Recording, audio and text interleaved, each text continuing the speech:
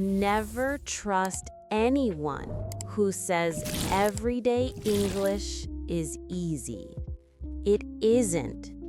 Even a simple dinner at home can feel like a fast storm of words. People talk over each other, change topics without warning, and speak in short, quick sentences. If you've ever heard native speakers talk at the dinner table and thought, I understood maybe half of that, maybe less, then today's episode is going to feel like a breath of fresh air.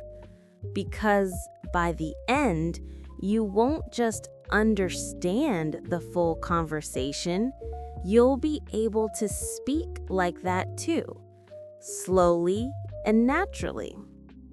Hi everyone, I'm Anna, and this is the Slow English Podcast. Today, we're doing something I love, listening to a real family moment. Nothing formal, nothing special, just 4 people, a dad, a mom, and 2 kids, having dinner and talking about their day.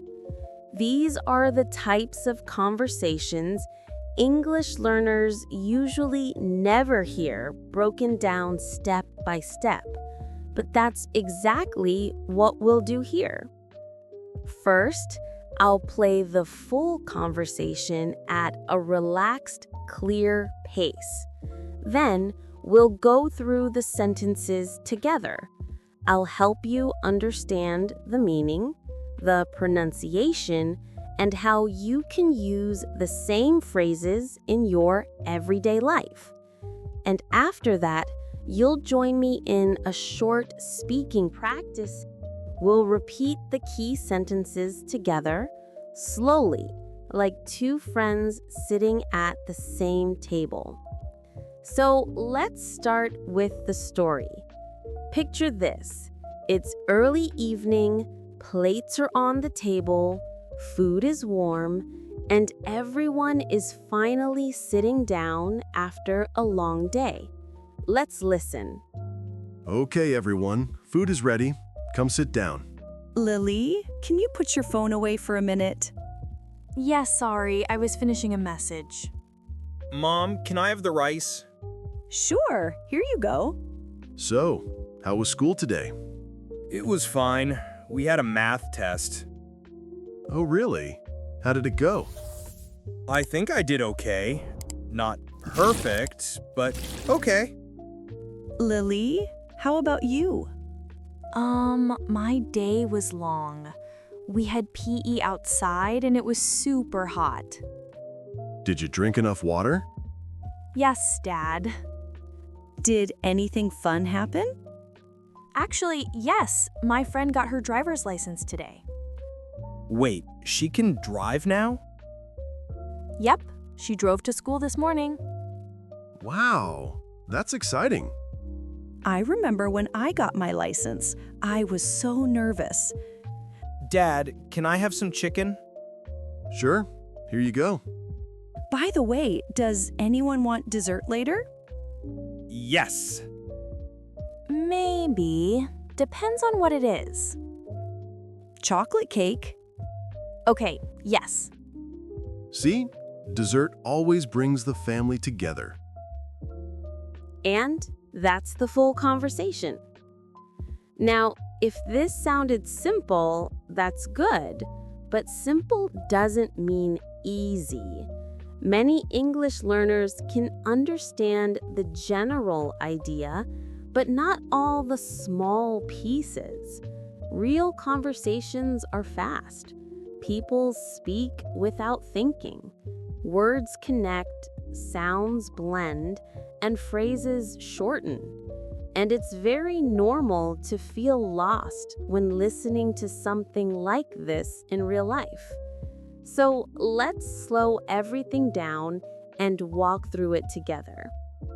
We'll start with the first line. Food is ready. This is one of the most common sentences you'll hear at home. But in real speech, people usually don't say, food is ready. It becomes, food's ready, almost like one word. Let's say it together. Food's ready. Again, food's ready. Next, can you put your phone away? This doesn't mean hide it. It simply means stop using it and put it down. A very common phrase for parents. Let's repeat it softly. Put your phone away. One more time. Put your phone away. Then Max says, "Can I have the rice?" This is a polite way to ask for something at the table. You can replace rice with salt, water, chicken, anything you want. Let's practice. Can I have the rice?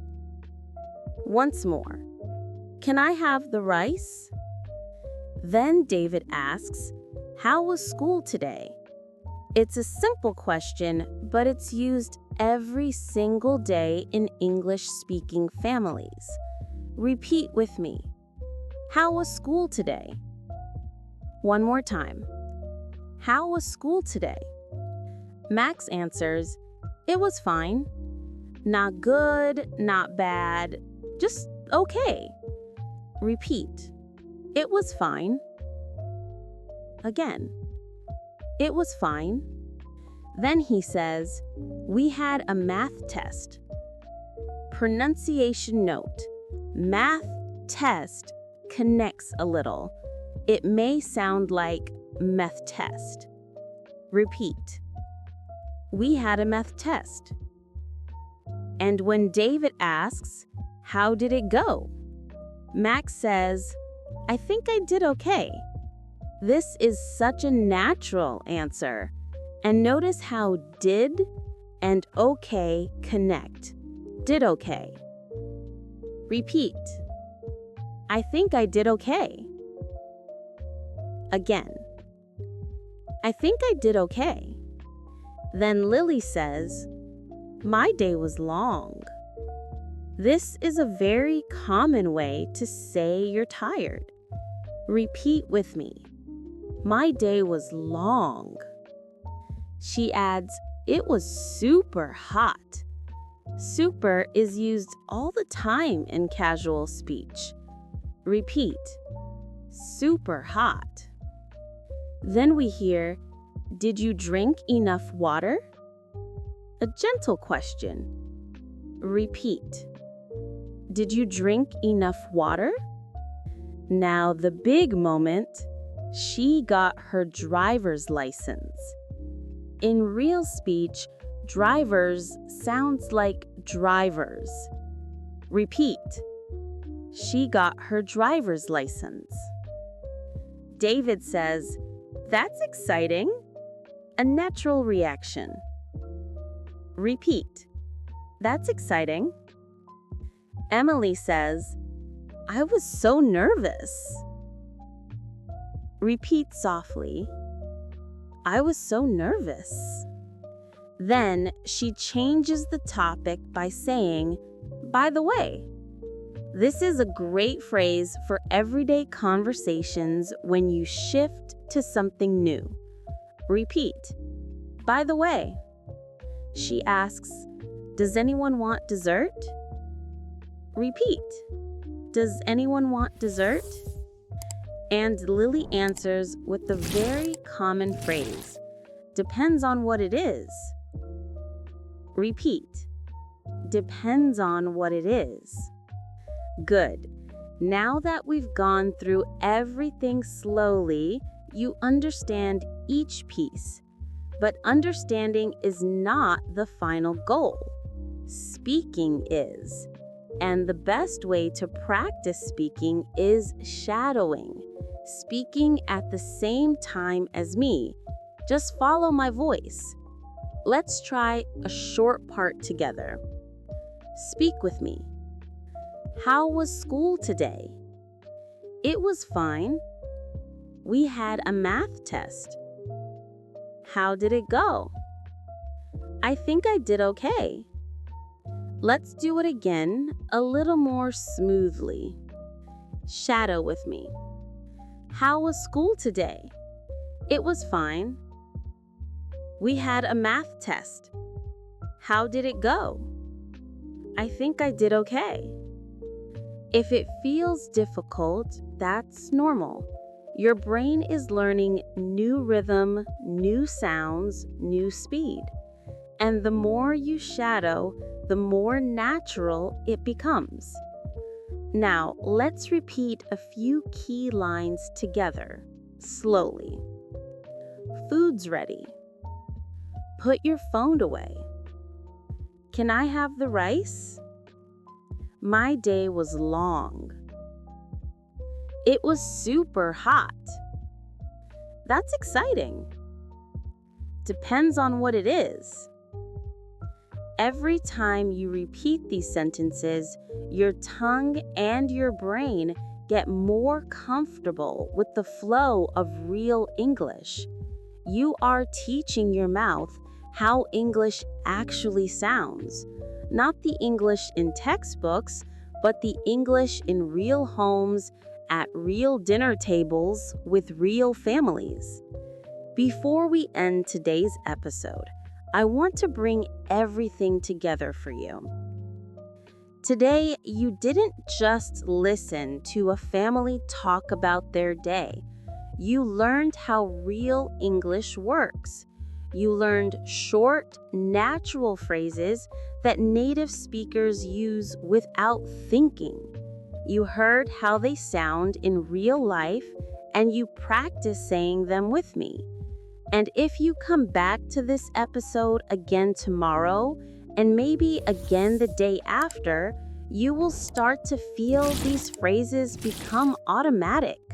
Slow, small steps, but steps that matter.